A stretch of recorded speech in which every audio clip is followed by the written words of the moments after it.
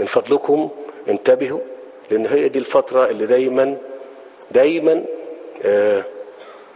موسم الشر ووقت الشر اللي هم بيحاولوا فيه ان هم ينالوا من استقرارنا وامننا. دور العبادة كلها مساجد او كنائس ننتبه كويس لها.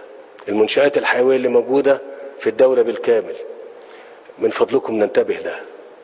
الكلام ده للشرطة، والكلام ده للجيش، والكلام ده لينا كلنا كمصريين عشان نحافظ على بلدنا.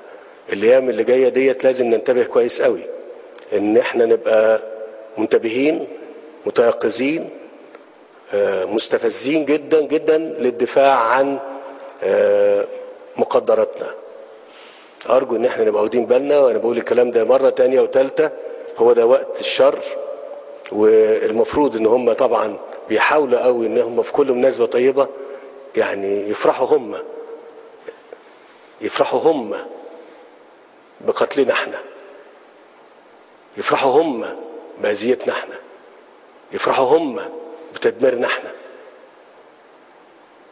حاجة صعبة قوي، حاجة صعبة قوي، حاجة صعبة قوي. أشكركم وأتمنى لكم كل الخير، وكل عام وأنتم بخير، ومصر بسلام.